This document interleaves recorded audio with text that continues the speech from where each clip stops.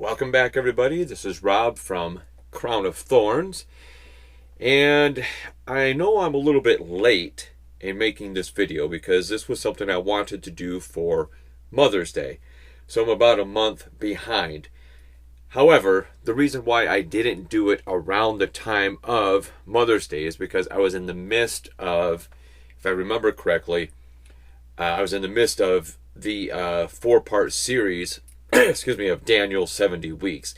And I didn't really want to have to miss a week in that series because I already had to split it up into 4 parts, which meant that it took about a month for all 4 of those parts to come to their conclusion. And I didn't want to stretch that out any longer. So maybe it was poor timing on my part, whatever. And then I had some other Bible study videos already lined up after Daniel's 70 weeks. So I figured I might as well just wait and do the Mother's Day video 1 week before the Father's Day video, which will land on Father's Day. But this is something that I've wanted to talk about for quite some time.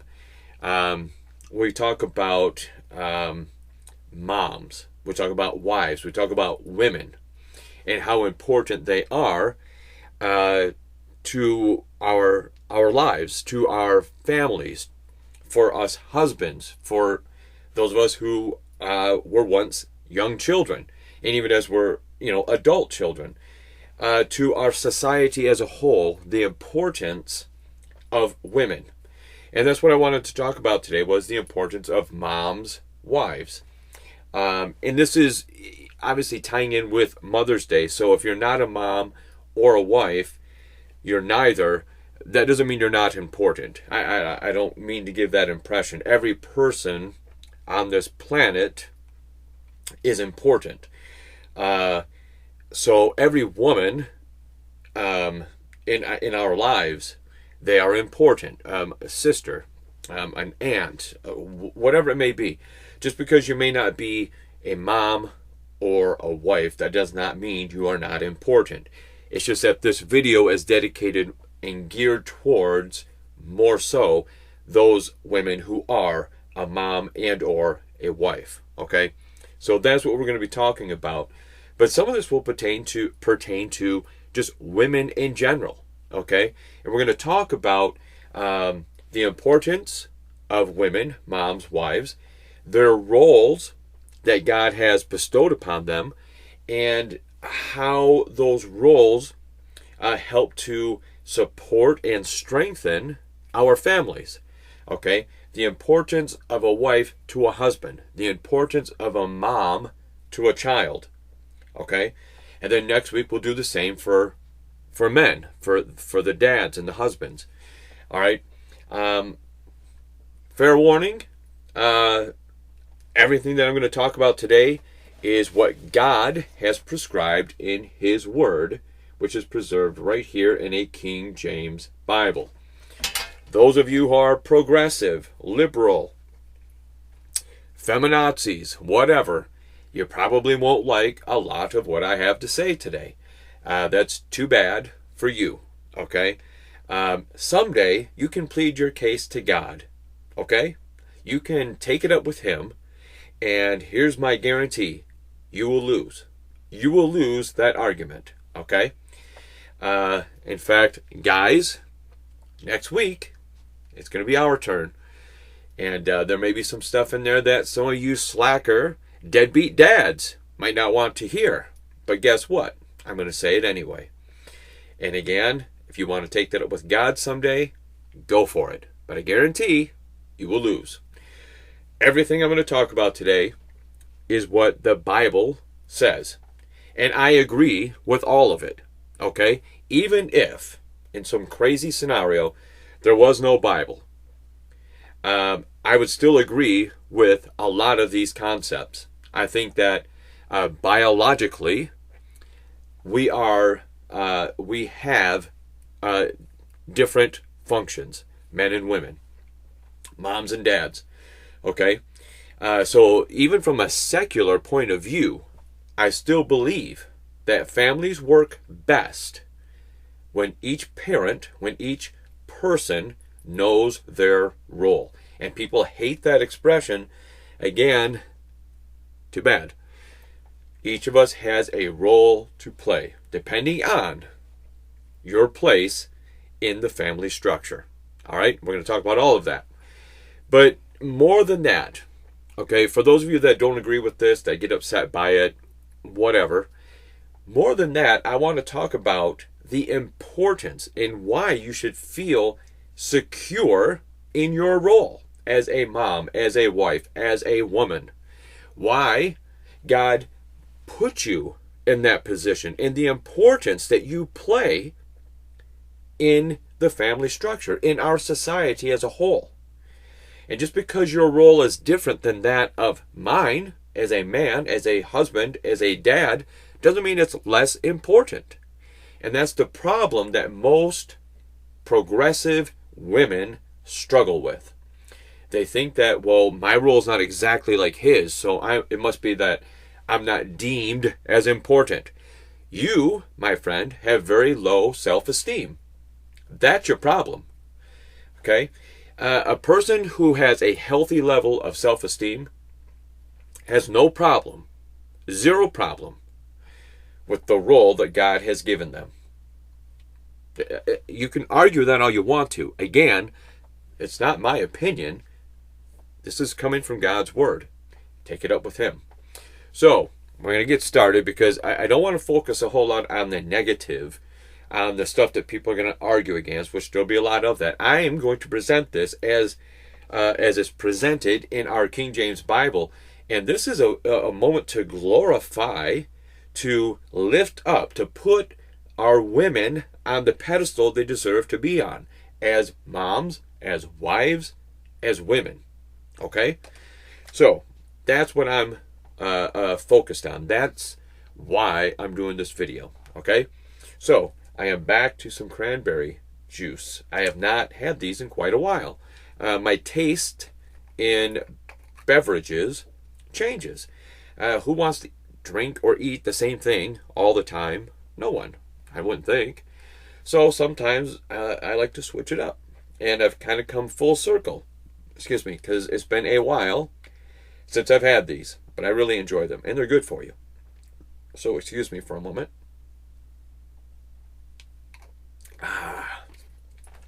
So, before I get started, I want to, a couple of things. There's been some big changes in my life lately.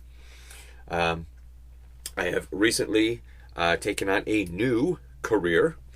So, I've been in training for this career for the past 4 days.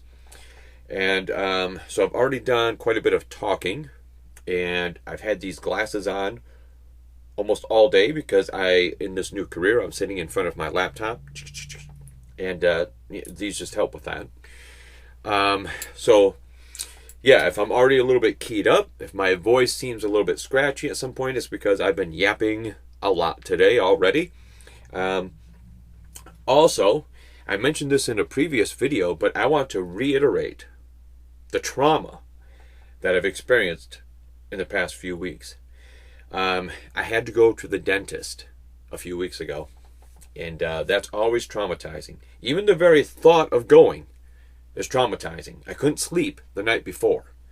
Okay? I just nerved up. Okay? I don't like dentists. I don't like doctors. I don't like doing any of that kind of stuff, especially if they're going to come at me with a needle. And that I knew was going to come. I knew that was going to be part of the procedure that would be taking place. So that definitely had me sweating bullets. All right, so we get up. My wife and I, for my appointment, she's going to go with me.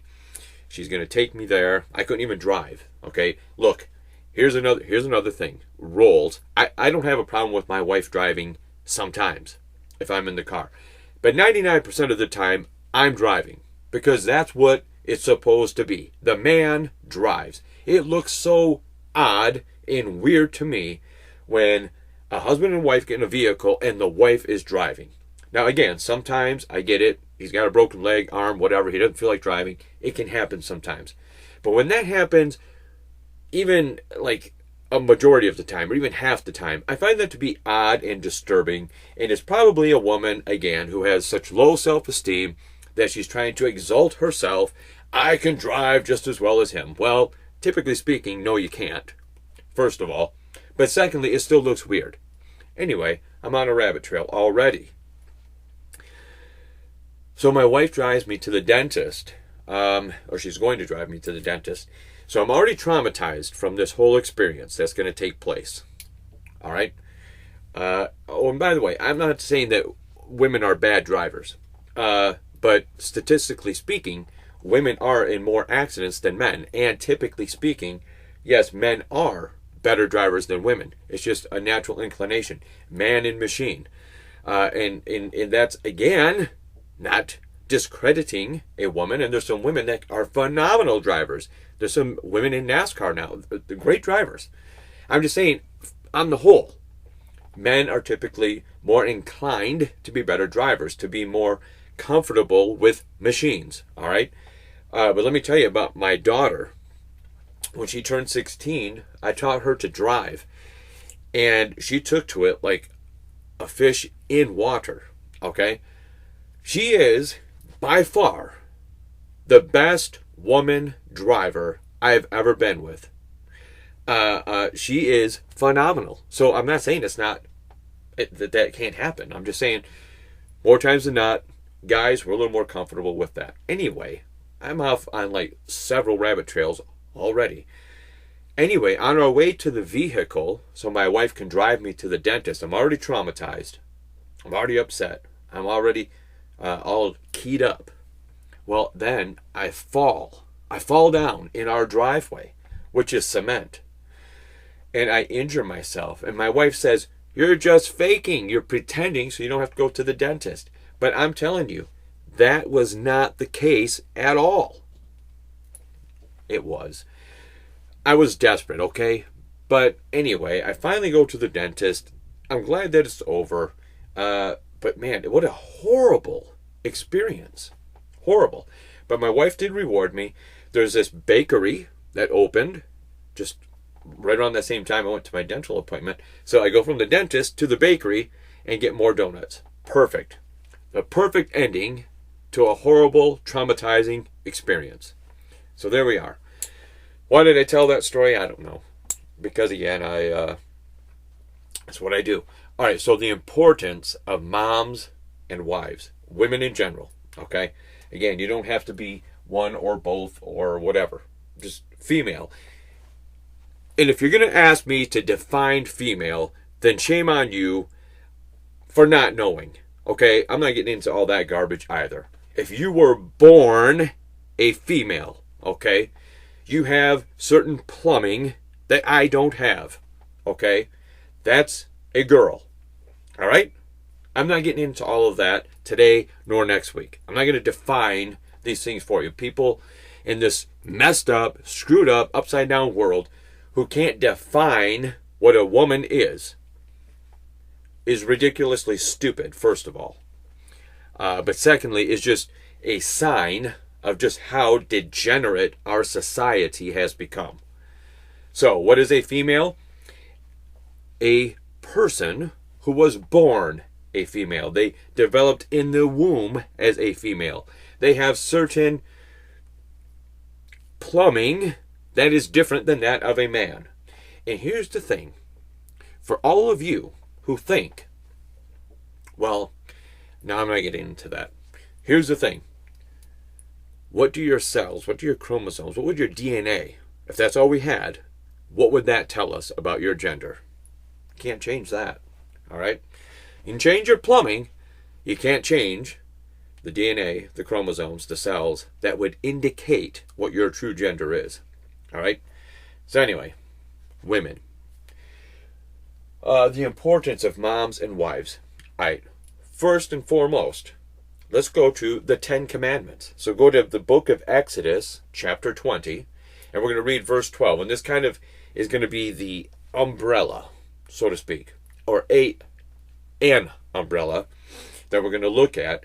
This is going to define, or not define, but this is going to tell us the importance of both men and women, dads and moms. Okay? Because here's what it says. Exodus 20, verse 12. Honor thy father and thy mother, that thy days may be long upon the land which the Lord thy God giveth thee. God is telling us right from the forefront, honor your parents. Honor your father and your mother. Give reverence to them. Have respect for them. All right? I know sometimes it can be hard, depending on situations and circumstances and all of that. I get it. All right? But there's a difference between loving, liking, wanting to be buddies with, and just giving honor to someone. All right? I'm not going to get into that today because it's a little bit off topic. Not that I haven't already gone off topic, but I don't want to do it again. I'm going to try to keep this thing on the railroad track, on the trail, as best I can for this video. All right? So, first and foremost, honor thy father and thy mother. And there's a promise that comes with it. All right? In fact, let's take a look at it conversely in Ephesians chapter 6. So go to Ephesians, back up into your New Testament. Ephesians chapter 6. We're going to look at verse number 2. It says, honor thy father and mother, which is the first commandment with promise. And the promise was that you'll have a long life, that your life will be better. Okay? It says here, that it may be well with thee, and thou mayest live long on the earth. Now, obviously, things happen that I don't like to talk about with kids. Bad things can happen, whether they're a good kid or a bad kid, whatever. We get that. The point is that you stand a much better chance of leading a long life, a good life, a godly life, a moral life, if you honor your mother and your father. And again, I'm not talking about how you feel about them because of certain things they may have said and done. Whatever. That's a different thing. Hopefully, most of us have good parents. And in particular, for today, most of us, I hope, had good moms. Moms who tried their best. Okay? Moms who made personal sacrifices. Okay? And so before I even get into this, let me just make a few honorable mentions. Obviously, my own mother, who did very well raising us kids. My mom was young when I was born. I'm the oldest. And so I think inexperience maybe was something that was an obstacle. But let me just say this. With that being said, my mom tried very hard and did very well. Okay? I never, ever felt as though I wasn't going to have dinner, or I wasn't going to have clothing, or I wouldn't have a roof over my head. I knew that my parents, but we're talking about moms, my mom was going to play her role and do her part to ensure a safe, stable environment for myself and my sisters to grow up in. All right? My stepmother, okay? When I turned 14 years old, becoming a young man, your perspective changes, and you especially at that age, I think you start to gravitate more toward your dad. Okay, and so when I turned 14, I went to live with my dad and my stepmom. And it's not that a stepmom takes the place of your mom. No, what I see this as, you have your mom, and if you have a stepmom, a good stepmom, it's like a supplement. Okay, it's like if you eat well, you get all your vitamins and minerals. But it's not a bad idea to have those vitamins as an added supplement. Okay, it can't hurt. And that's what my stepmom was. She also provided a stable environment for myself and my stepbrother to grow up in, and to have stability in our home. All right, and to be there, just like my mom. If I had questions or concerns or things that guys don't typically speak about to one another, okay, you can go to your mom, stepmom, whatever. So honorable mentions there. But obviously my wife and I, we raised between the two of us, we have 5 kids.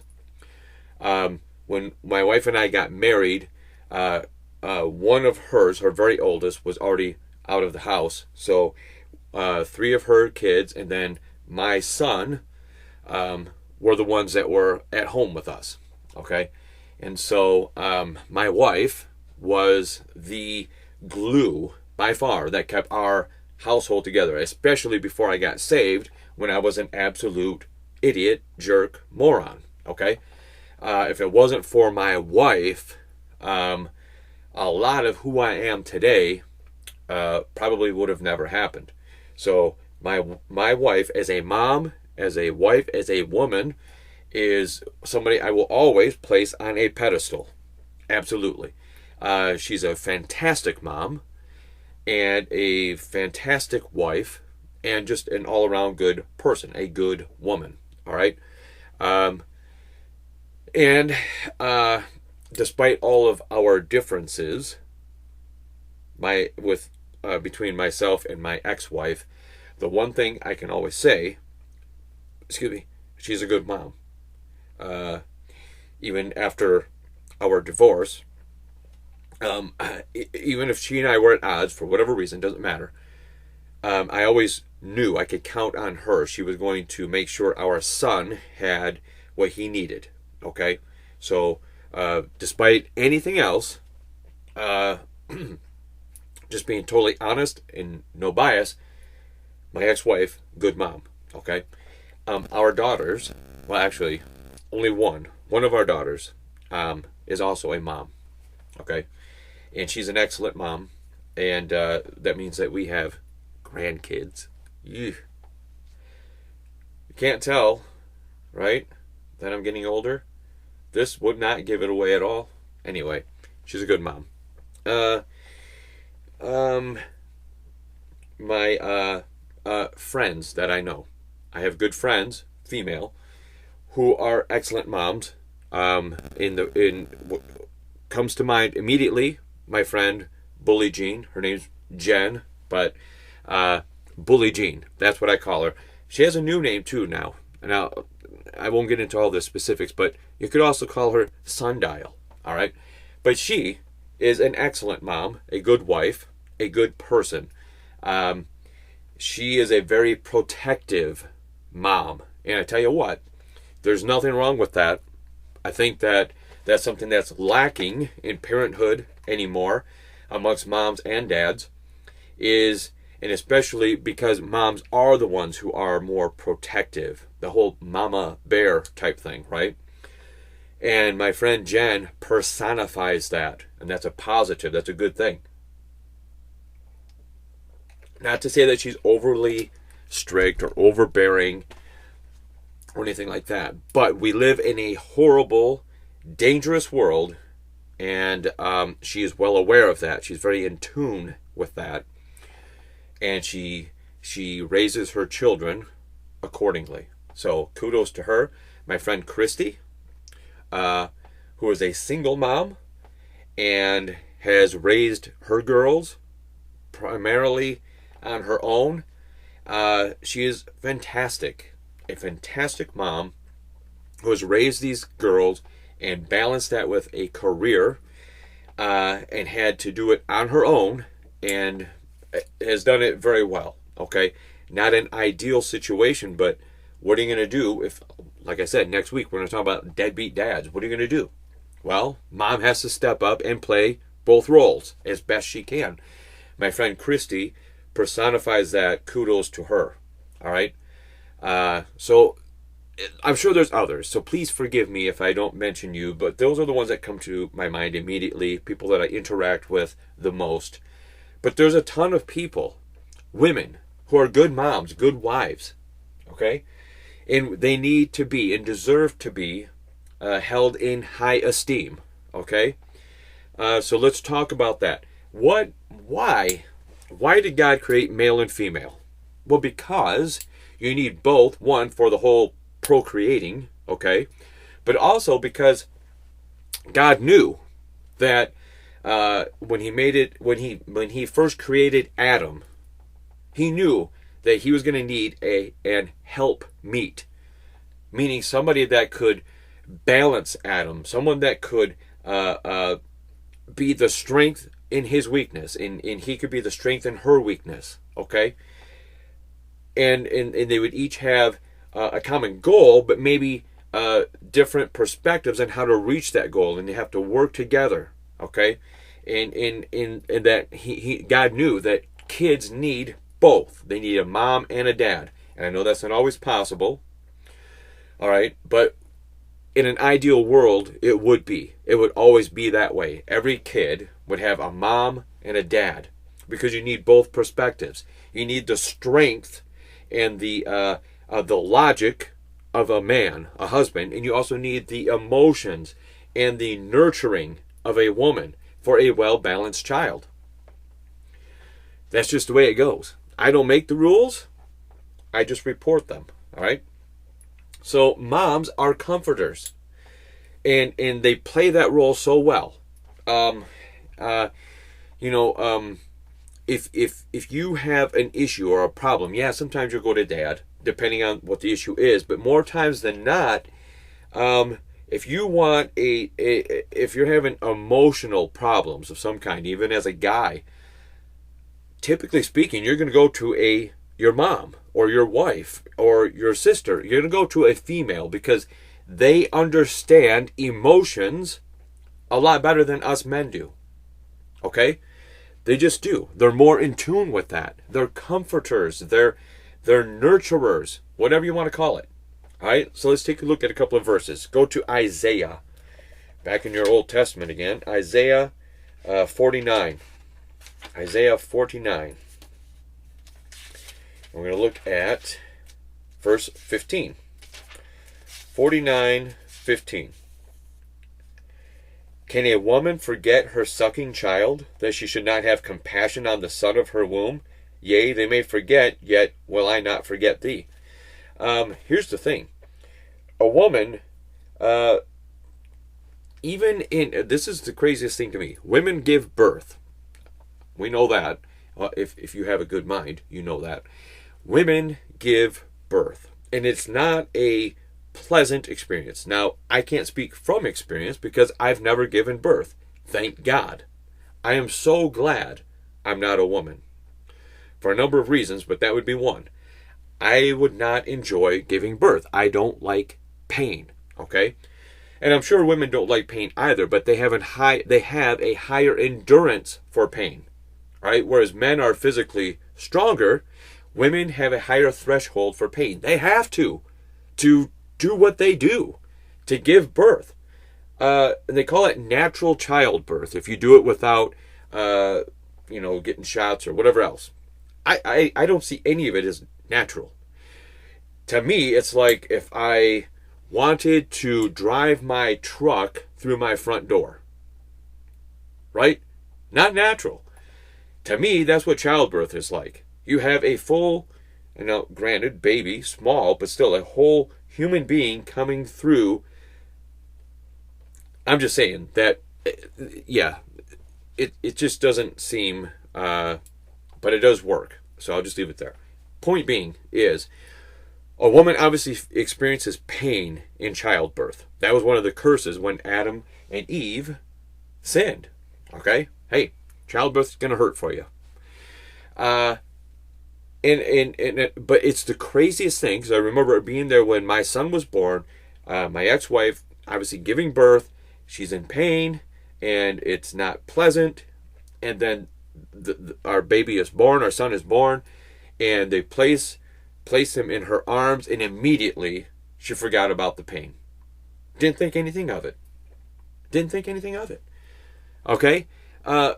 Women, obviously, they forget about that pain, because otherwise, if they held on to it like I would, you would be like, I went through that once, never again. But most women have more than one child. Why? Well, because they love babies. They want to have children. They love having kids to raise up.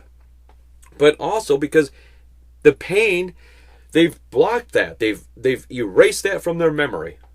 All they're thinking about now is, I have this child within me. I'm going to take care of myself. I can't wait for the baby to be born. And then I can hold it and cuddle with it and feed it and do this and this and that. They've forgotten about all the negative that came with it. And that's what God is talking about here. Can a woman forget her second child, that she should not have compassion on the son of her womb? Women cling to their babies. And rightfully so. They've carried the child. Okay, they have an attachment to that child that we as men can't entirely relate to that. We didn't carry the child. Now, of course, as a dad, a good dad, you form that bond. We just have to do it a different way than women do. But women have a head start. They have a little bit of an advantage. They've carried the child. And plus, they're emotionally driven. So their perspective, their whole love, children become, the whole reason for them to be a mom. They're focused on that. Okay, not to say that they neglect being a wife, and we're going to get to that because there's going to be some people who don't like this either. But here we go. Let's go to Psalm 139. Psalm 139. All right, Psalm 139. And we're going to look at verses 13 and 14. I like this verse. All right. For thou hast possessed my reins, thou hast covered me in my mother's womb. I will praise thee, for I am fearfully and wonderfully made. Marvelous are thy works, and that my soul knoweth right well. Again, just talking about being in the mother's womb, what I was just talking about. That's an attachment that we as men cannot experience. Now, I'm not getting into this whole progressive feminazi garbage where men are getting pregnant now, whatever else. That's disgusting. It's wrong. It's not natural. And I'll stop there. All right. Women carry the child. The woman is the one who gets pregnant. Okay. And here's another thing. This verse, especially 14, I am fearfully and wonderfully made. Marvelous are thy works. God doesn't make mistakes. This emphasizes the importance of life, which begins at conception. Okay, it emphasizes that we as adults should take accountability for our actions. Okay, men and women. So if you become pregnant, women, you put yourself in that position. Take responsibility for it. Give birth to that child. Dads, you're not done. You stick with that woman. You stay with her and you help to raise that child. That child is just as much yours as it is hers. Just as much your responsibility as it is hers. It takes two for that child to be conceived. So man up and do what you're supposed to do. All right? Gals, same thing. You need to accept the consequence of your actions. All right? The Bible makes it clear that life is important to God. Marvelous are his works. All right? Every life is important. Every life deserves the chance to live and be. Okay?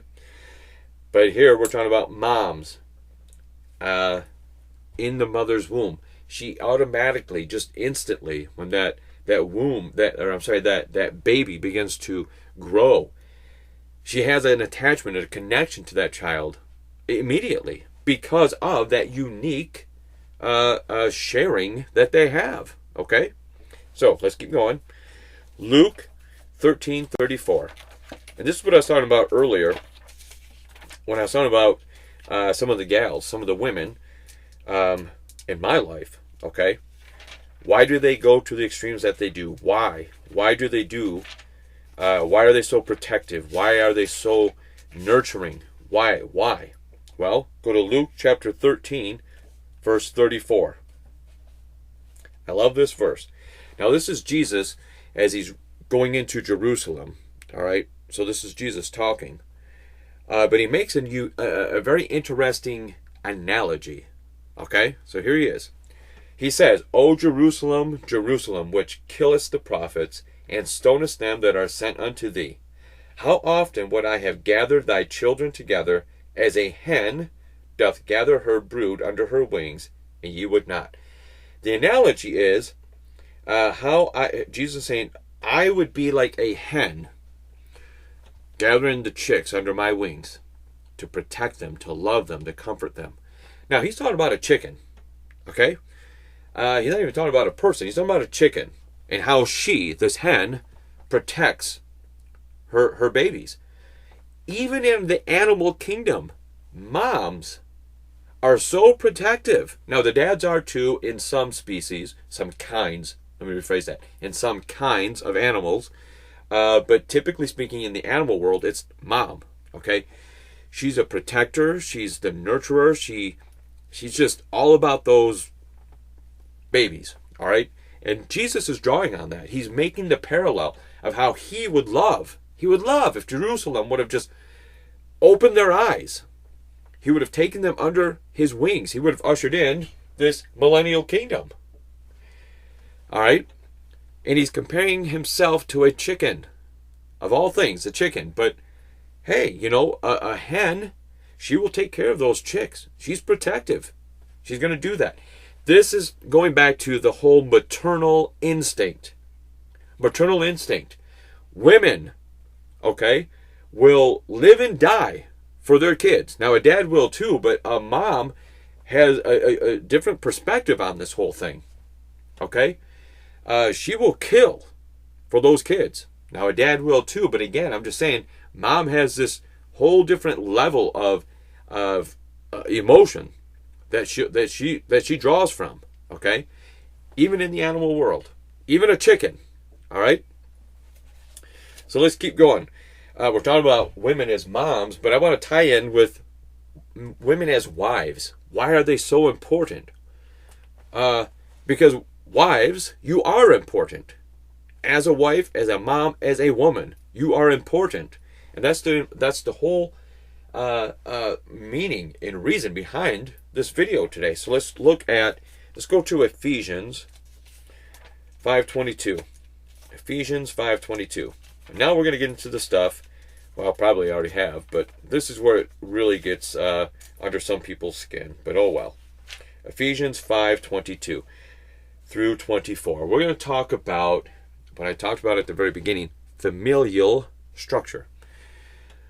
What does God have in mind? Now remember, Adam and Eve sinned, and there was consequence for that sin, one of which was the wife was placed under subjection to her husband.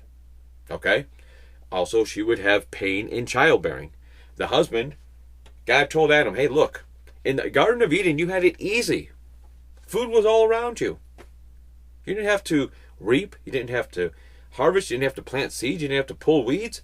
The stuff was just there. Not going to be like that anymore. By the sweat of your brow. It's not going to be easy, Adam. You're going to have to go out there, dig some holes, rake, plant some seeds, pull some weeds, all kinds of stuff.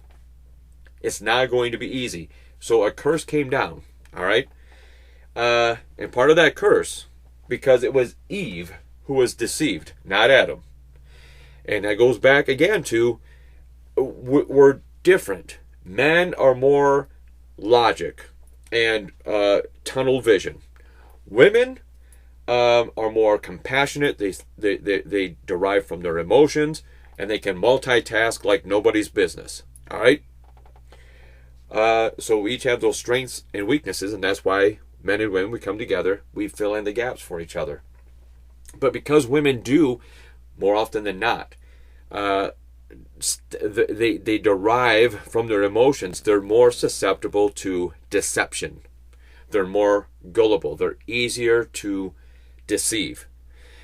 As we saw in the Garden of Eden. Satan didn't go to Adam. He went straight to Eve because he knew she's the emotional one. I can get to her. He's a little more logical. It might be tougher. But also because Adam actually witnessed God creating stuff. Eve didn't see that. That's why. That's another reason why Satan went to her. But that's why the curse came down. And that's why God created this familial structure. And women, wives, were placed underneath or in submission to their husbands. Not that they're not as equal in value. It's not that. It's just that in any structure, think about your job. There's a boss and then there's the employees. In the military, you have the sergeant and then all the guys beneath him. You had a chief and all the Indians beneath him. There's that expression. You can't have all chiefs and no Indians. There has to be the one person that has the final say and makes the final decision. Period. And that's what God was saying too. And it wasn't Adam who was deceived. So it was Eve who was then placed in submission to Adam. And wives, if you truly consider yourself to be a Christian, if you truly consider yourself to be someone who wants to live for God and live according to His Word, then you will do just that. Okay?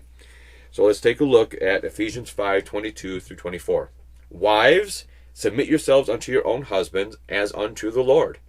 For the husband is the head of the wife, even as Christ is the head of the church, and He is the Savior of the body. Therefore, as the church is subject unto Christ, so let the wives be to their own husbands in everything. Now, just a few things. Not some, not most. Everything. Everything. All right? So, as much as we want to put our wives, our women, our moms on pedestals, and we should, they deserve it.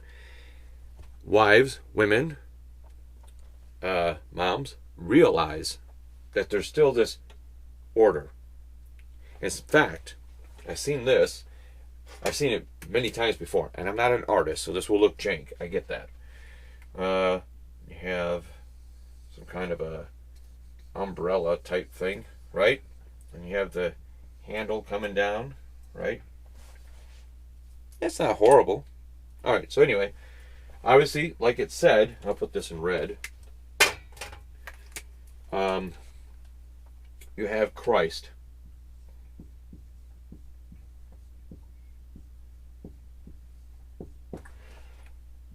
Christ is the head of it all. Look, if you don't have Christ as the head of your household, then your home is most likely in chaos. You may not realize it, but it is. You need Christ. Christ has to be the center of your family. Christ needs to be the very top of your hierarchy, if you want to call it that. This is where it begins and ends. Really. All right? So you have Christ as at the very top. And we all submit unto Christ. Or at least you should. You should. All right? Beneath Christ, then, you have the husband.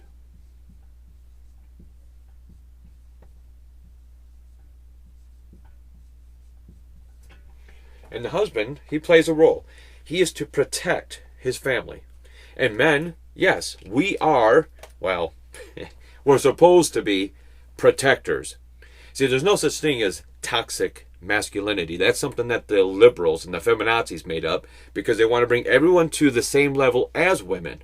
Because, again, women are more passive, more emotional, more easily deceived, and therefore, it's easier to subdue those people.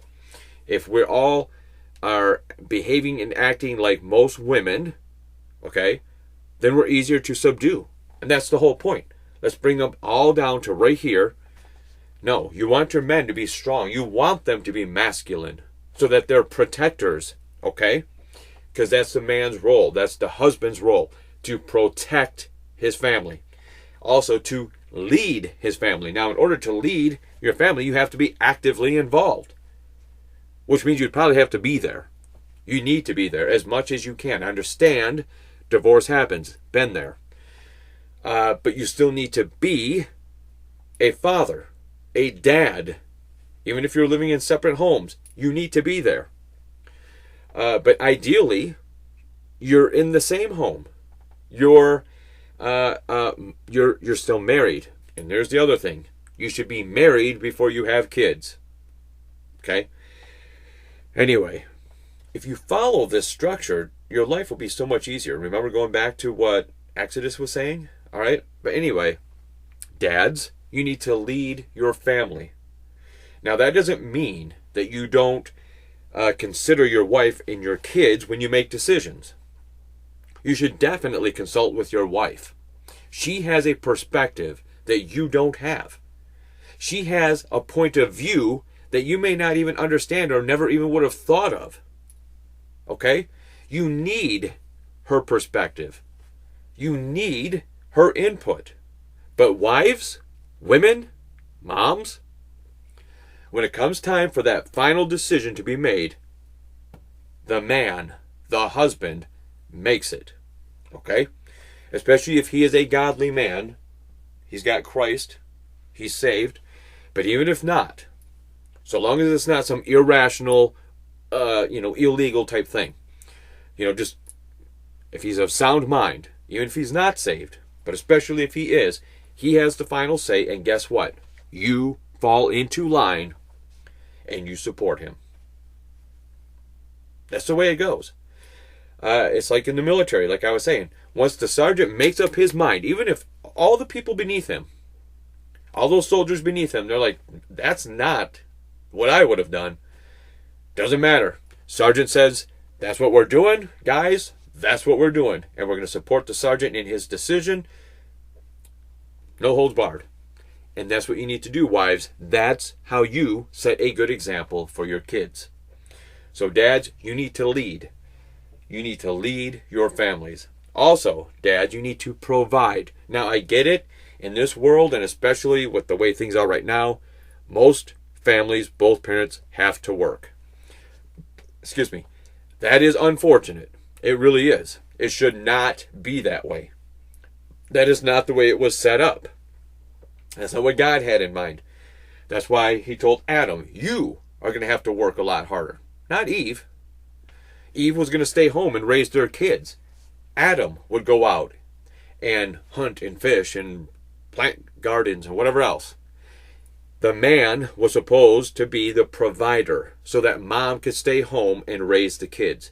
And I guarantee you, in families where it's set up like that, it goes much better. In fact, statistics prove that a traditional family has far less issues, problems with their kids than if they're not a traditional family. Numbers don't lie. The Bible doesn't lie. God set it up like that for a reason. So, men, even if your wife is working, and I understand that has to happen, you are still the provider. It is your responsibility to make sure that whatever income is coming in from both people, that the bills are taken care of, that the kids are provided for, that your wife has what she needs. You are the accountant, so to speak. That is how you're the provider, if both people are working. Now, if you are blessed enough to where dad works, mom stays at home and raises the kids, awesome. But just because you're the breadwinner, don't be some jerk about it and flaunt that and think less of your wife.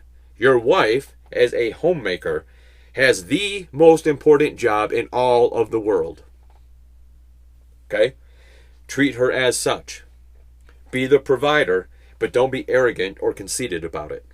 Be thankful that you're in one of those rare situations anymore where you can go out and work and your wife can stay home and take care of the kids and not have to usher them off to some daycare. Now, I'm not condemning people for daycare. I understand it's necessary.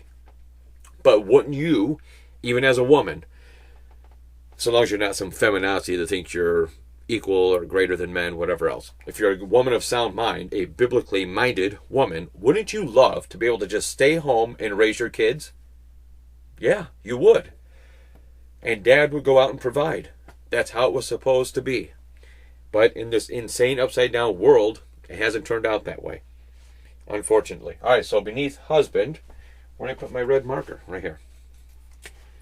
Is wife.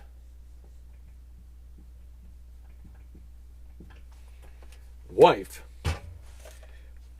you are to comfort. Like I was saying at the very beginning of this, you're the comforter. You comfort your husband. You comfort your kids. You comfort probably complete strangers. I know women who will cry at the drop of a hat for someone they don't even know because of something bad that happened in their lives. And that's awesome. That is fantastic. That is the essence of woman. to be compassionate, to be a comforter, to have people cry on their shoulders. Man, I tell you, that is fantastic. I'm not that person. I'm going to tell you that right now. Now, I think I've gotten better with being a little more compassionate and trying to understand people's feelings. But on the whole, I'm at a disadvantage. I'm a guy. I'm a man. I don't see it the same way women do. So, again, like I was saying, women are the comforters. They're also to teach. They're the ones that are to be home, hopefully, with their kids, teaching them to be responsible young men and young women, to be responsible people, to learn to do their chores and to have responsibilities. That's the wife. And, of course, to nurture, to bring them up, to teach them about morals and ethics. Now, Dad does that too, but Mom is the one that's really, she's got that emotional capacity to do that. And to balance that out, you have Dad who can teach, especially his sons, to be the protector, to think logically, to not be overwhelmed by emotions, to balance it out with Mom. That's what it's supposed to be. And at the bottom, you have kids. Kids, if you're watching, your job is quite simple. Love your parents and obey them. That's it. Love your parents, give honor to your father and mother, and obey them, unless they're asking you to do something that would go against God's word. That is your only excuse to not obey your parents. Outside of that, obey. That's simple. Obey your parents and honor them. Honor your mom and dad. All right? Wives, let me get back to you for now. I'll do a couple more verses. Let's go to 1 Peter chapter 3. 1 Peter chapter 3. Man, I didn't think this video was going to go this long, but I guess I've been talking a lot, maybe. Because I'm almost to an hour already. All right, 1 Peter chapter 3, and we're looking at verses 1 through 6. Likewise, now look, this is Peter. We read it before in Ephesians. That's Paul. Now here's Peter saying exactly the same thing. Likewise, ye wives, be in subjection to your own husbands, that if any obey not the word, they also may without the word be won by the conversation of the wives. Do you understand what that's saying to you, wives? Look, we're not supposed to marry unbelievers. Now, I'm not saying you can't, but you shouldn't. Can two walk together unless they be agreed? Amos 3:3, I believe. Do not be unequally yoked. Okay? You should not marry an unbeliever. But wives, if you are married to a man who is not saved, you should still, and this is what it's talking about, be in subjection to your husbands. Why? Because if they see your example, you could actually persuade them to becoming saved. They would look at you and be like, man, I've been an unsaved heathen, not even the best husband, maybe a rotten husband. But my wife, she's still in subjection to me. She still does all the things that she's been told to do from her Bible, that crazy Bible she reads. But wait, she's been, maybe I want what she has. You could actually, by your conversation, and in the Old Testament, in the Bible, the King James, conversation isn't always yippity yaps. It's also your actions, how you behave yourself. Your words and actions could actually persuade him to come to Christ. That is why you are still going to do what the Bible prescribes for you to do. You could save somebody, your own husband, while they behold your chaste conversation coupled with fear. Okay? Whose adorning, let it not be that outward adorning of plaiting of hair and the wearing of gold or the putting on of apparel. But let it be the hidden man of the heart, in which that is not corruptible, even the ornament of meek and quiet spirit, which is in the sight of God a great price. Girls, I'm going to say this to all of you, especially single girls, women, ladies. Do not try to attract a man by what you're wearing or the lack of what you're wearing. Okay? Don't do it. Don't try to attract a man. Don't, what I'm saying is, you don't want a man that's only attracted to your beautiful hair. He only loves your smile or what you have in other areas. Okay? If that's all he's interested in, that's not the man you want. Okay? You want someone who loves you for who you are. Your brain, your heart, your compassion, your sense of humor, the fact that you're saved, the fact that you're a good person. That's what you want them to be attracted to. And yes, if you have beautiful hair and a nice smile, then that's icing on the cake. All right?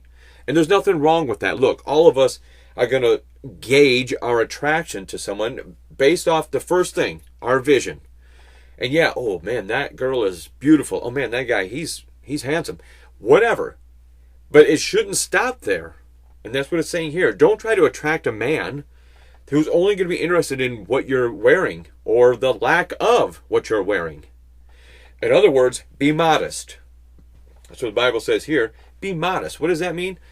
When Adam and Eve sinned and they realized that they were naked, they covered themselves up with some leaves. Okay? Not the best thing to try to cover up with. It probably left very little to the imagination. And God said, no. First of all, blood has to be spilled. But also, I'm going to put some real clothing on you. Eve, I don't want your cleavage showing to the whole world. Okay? So he made them clothing out of animal skins that covered much more than a leaf would. Okay?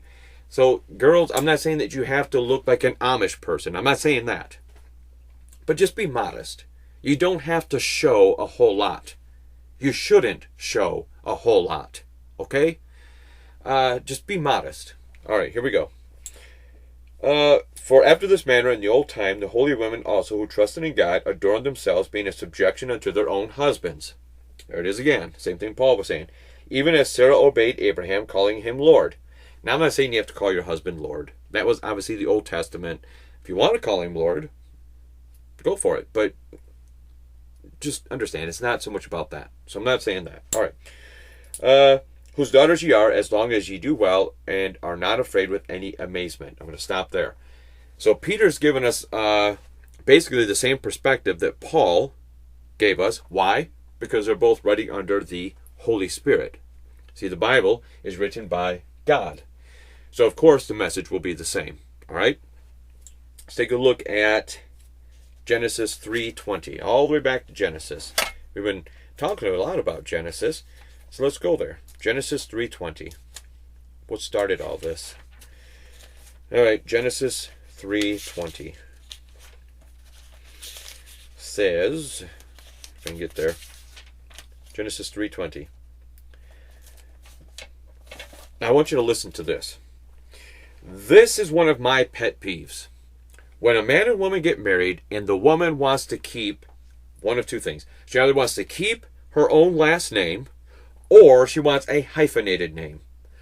Ridiculously stupid, and again, low self-esteem, obviously. So people will say, well, who's to say? Why should the woman take the man's name? Where does it say that? Well, right here. Genesis 3:20.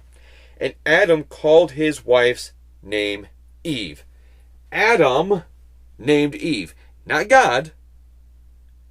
God named Adam, but guess who named Eve? Adam did. That set the example, the precedent, that when a man and woman get married, she takes his name.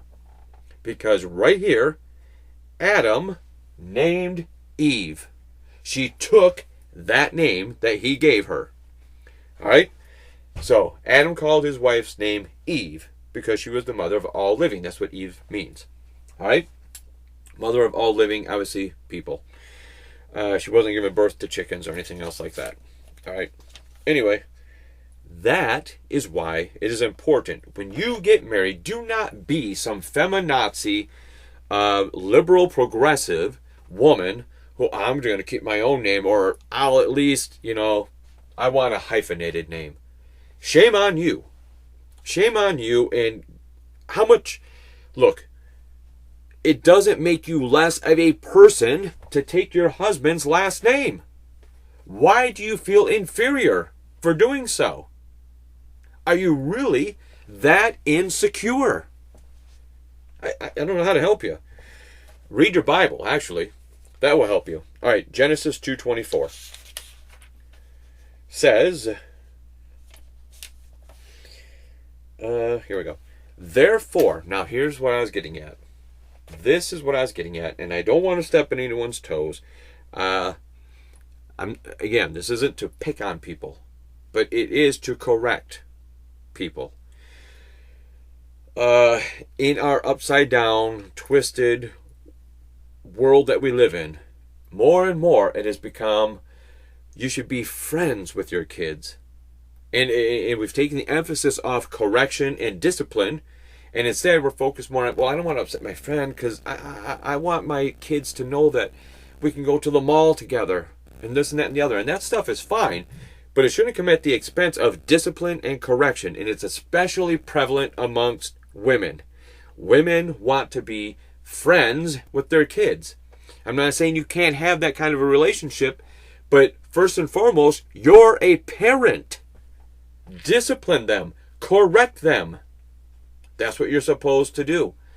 And more, because of this upside down world we live in, and because women want to be friends with their kids, they have mistakenly come up with this wild notion that, hey, you know what? My kids come first.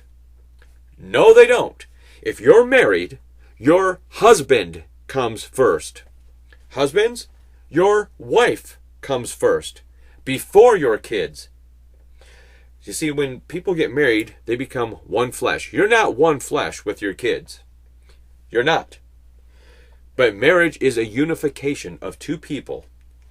Genesis 2:24, therefore shall a man leave his father and his mother, and shall cleave unto his wife, and they shall be one flesh. It doesn't say that anywhere in the Bible about your kids. Your kids do not come first. Women, do not love them more than you love your husband. Do not want to protect them more than you protect your husband. Do not do anything more for them than you would your husband. Your husband is first.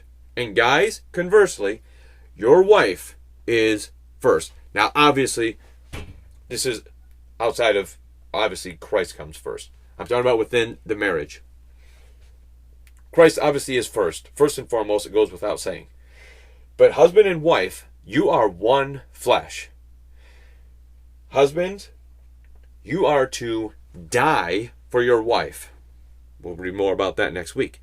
Wives, you are to live for your husband. Do you see how that works? It's a picture of what Christ did for us. We, when we get saved, we become the bride of Christ. Okay?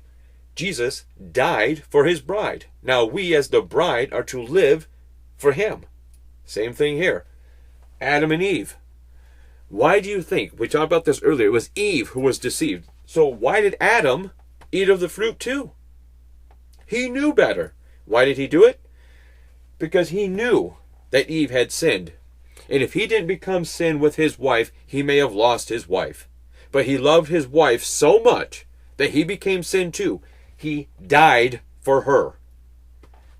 Which paints the picture of what Christ would do for us. Which paints the picture of what a husband and wife are to do for one another. Do you see that? All right. So, ladies, get that in your head. Get that in your heart. Especially if you're a saved individual and you say you're living for Christ and you want to live according to his word, then get this right. Your husband comes first, then your kids. Period. Okay? Okay. Ephesians 5:31. Ephesians 5:31.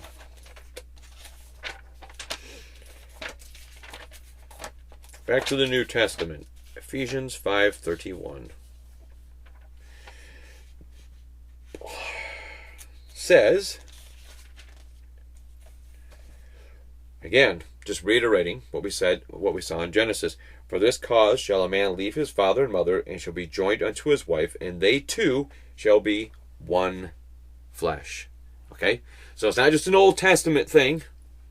Okay? And I'm a firm believer in dispensations. You guys should know that. All right? These are in the books of Paul, the apostle to the Gentiles. This is for us, the church. Paul is saying the exact same thing. All right? And while I'm right here, before anything else, since we're talking about Christ in this family structure and how Christ died for us as his bride, and we as the bride should live for him, 1 Corinthians 15, 1 through 4. The gospel encapsulated. The means by which we are saved. How? That Jesus died, was buried, and 3 days later, resurrected. Trusting on that atoning blood.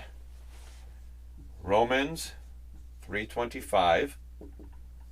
And once you are saved, you are always saved. Ephesians 1:13.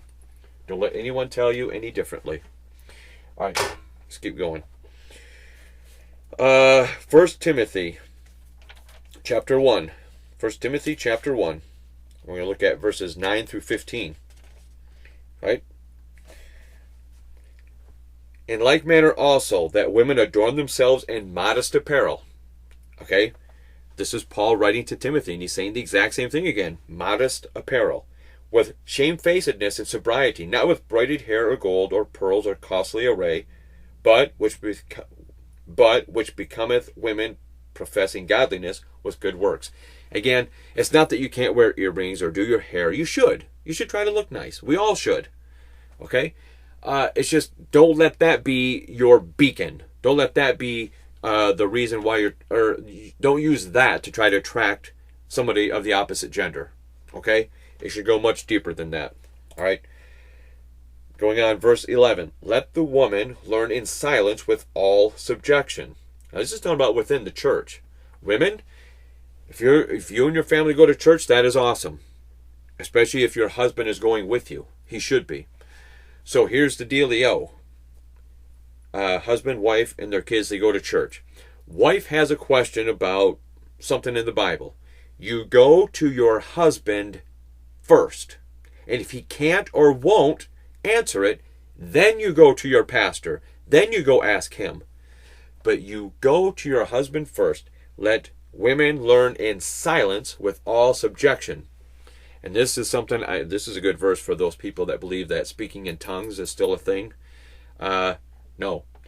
Otherwise, women, you can't speak in tongues, according to this right here. But that's a topic for another day. Anyway, go to your husband first. But I suffer not a woman to teach, nor to usurp authority over the man, but to be in silence. And here's the other thing, gals. You might not like this, but notice in this structure here, you're beneath husband, not in your value or your worth. Not at all. Not that you can't have a say. You should. But the final decision rests with him. And guess what? He makes the final decisions. He is the one who makes decisions. The final decision. And if he thinks that, wife, I don't want you going to the store tonight. The roads are really bad, or it's getting really late, and I would feel better if you not go. Guess what, wife? You don't go. You do not go. Wife, I know you wanted to go out with your friends tonight, but I really have a bad feeling about that. I don't want you to go. Now, again, if he's being a jerk, then you need to have discussion. I understand that. But if he's sincerely concerned, look, those people, I'm concerned about them. Or where they're going, I don't think that's a good place. Or I know you're all good friends and they're good people and where you're going is not bad, but the weather is just not that good. I really don't want you to go. You don't go. You don't go. Okay? Because you, wife, do not usurp authority over the man, over your husband. Okay? Let's keep going. Notwithstanding, she shall be saved in childbearing if they continue in faith and charity and holiness with sobriety. Women, maybe some women don't understand the impact that they have, especially on their kids. If you set a good example for your kids stand a much better chance of growing up to be responsible adults. Women have such a huge impact on our families and on society as a whole. That's why I'm saying we should put them on that pedestal.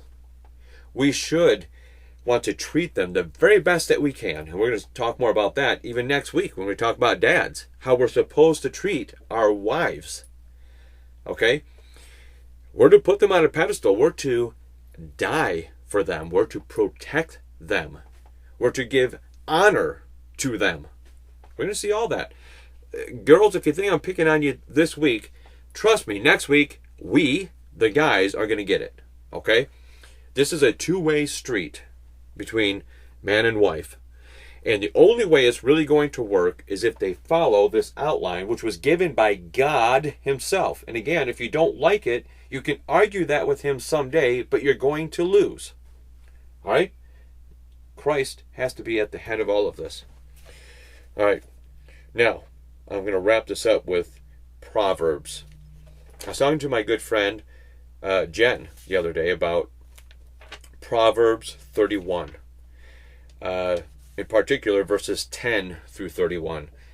And how it outlines, one, the responsibility of wives, but also the magnitude of their impact and the awesome responsibility that women have and that they take on, and that protection that they emit, and the love and care and concern that only a woman can do, which is awesome. Okay, and I was talking to her and I said we should do a Bible study on this sometime, because I think it's just good. This is great. This is what people will say. Be a Proverbs 31 wife, because it's the perfect example of what a wife should be. How do I know it's perfect? Well, it was written by Solomon, first of all, the wisest man to ever walk the earth. But guess where he got that from? Yeah. Remember, all Scripture is given by the inspiration of the Holy Spirit. The Holy Spirit, of course, being the third part of the triune God. This isn't from just Solomon. It's not just from me. It's from God himself. All right? So here we go. So in verse 10, who can find a virtuous woman? For her price is far above rubies. Right there in the opening line. If you can find yourself a good woman. What's a good woman? Well, we're going to find out as we read this, but also everything we've talked about. This, all of this. If you can find a good woman, look, all the money in the world is not even close in comparison to a good woman. That's what the Bible's saying. Take all the riches in the world, it's minuscule compared to a good woman. And I know that from my own experience. I talked about it at the top of this video.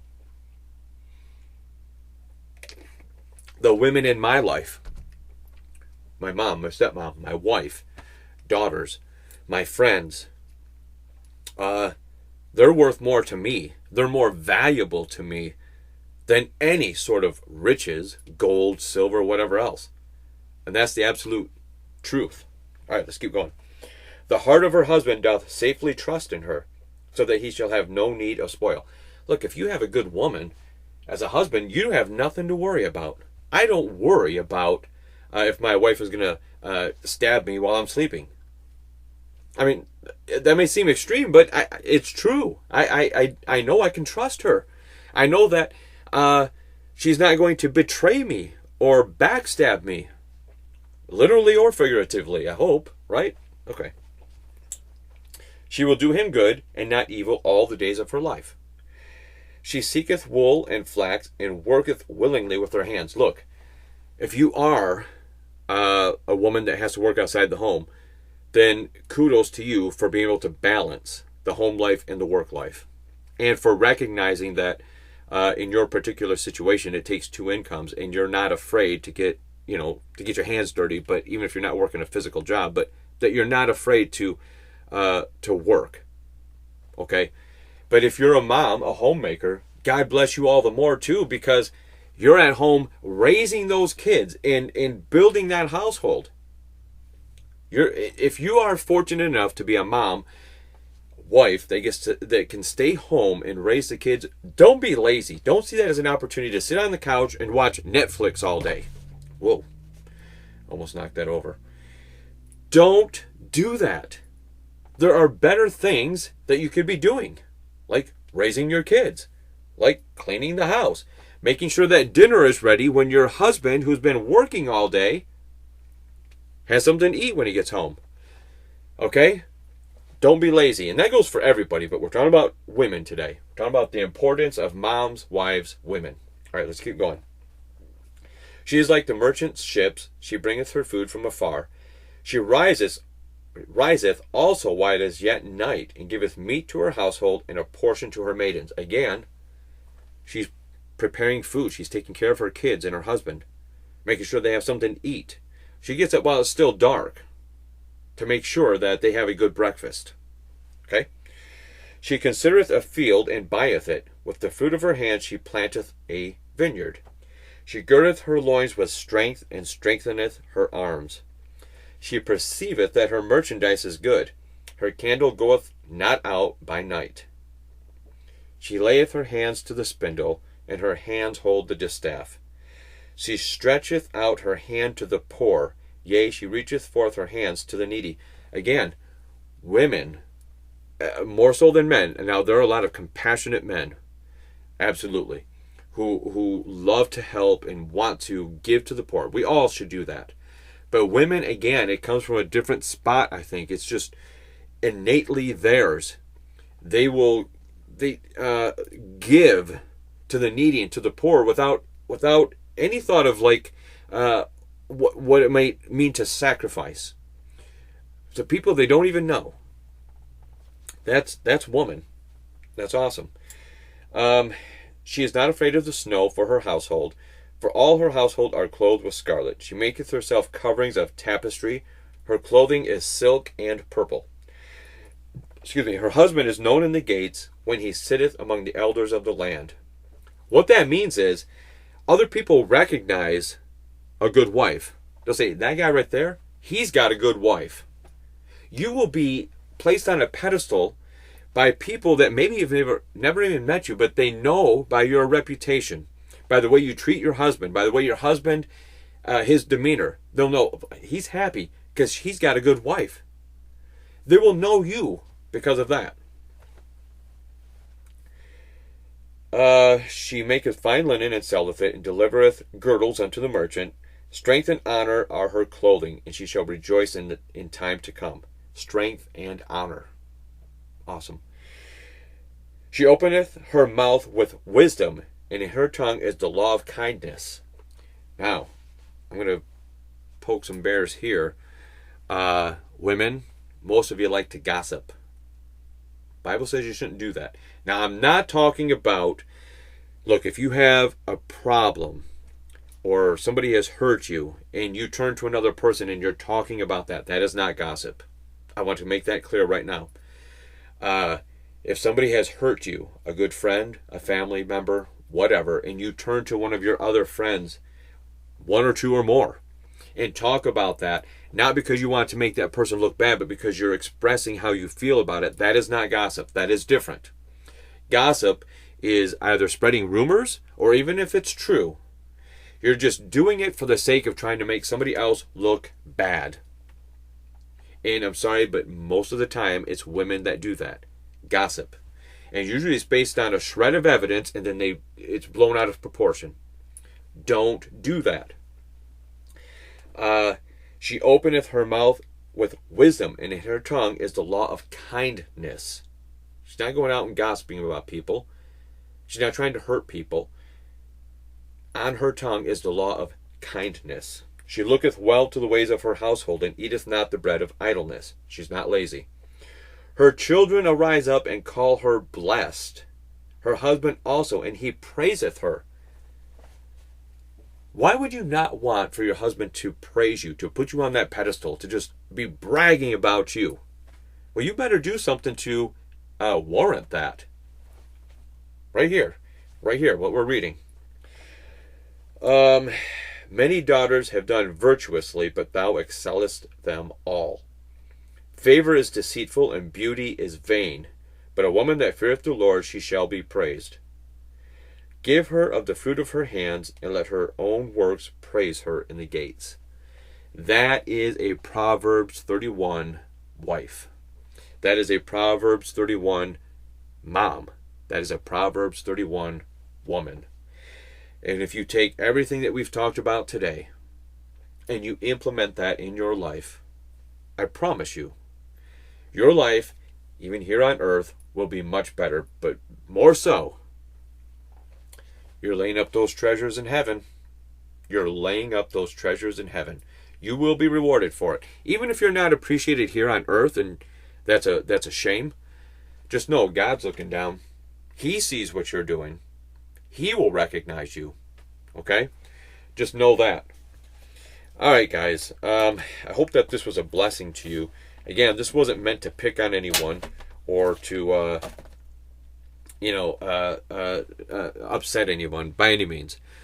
But the reality of the situation is that our world is so messed up and turned upside down. The roles have been reversed. We've got all this other junk in our society, which has blurred the lines that should not be.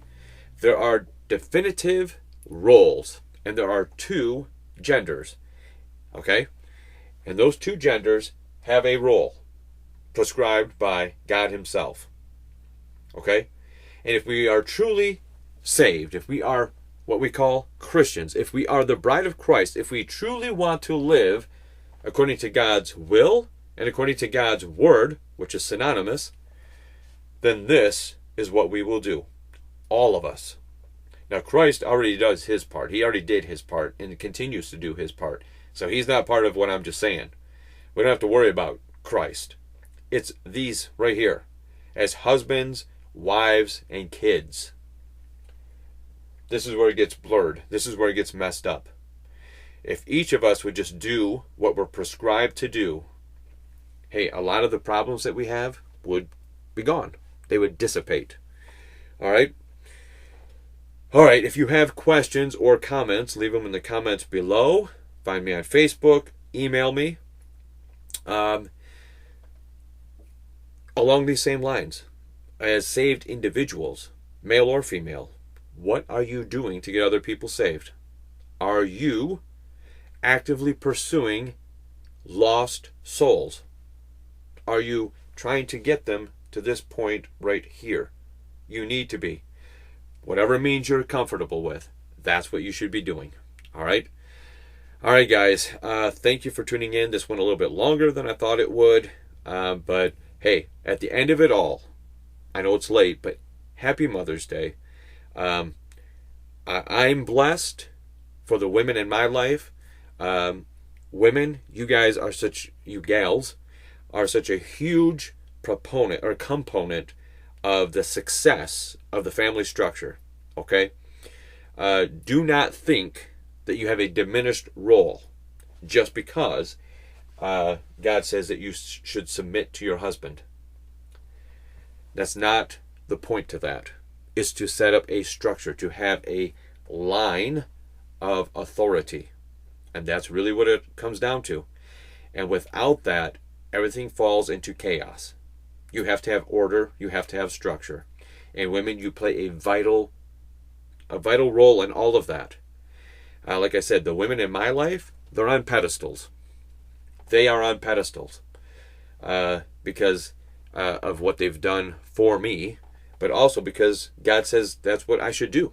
And so I'm going to. All right. Everybody, take care and God bless.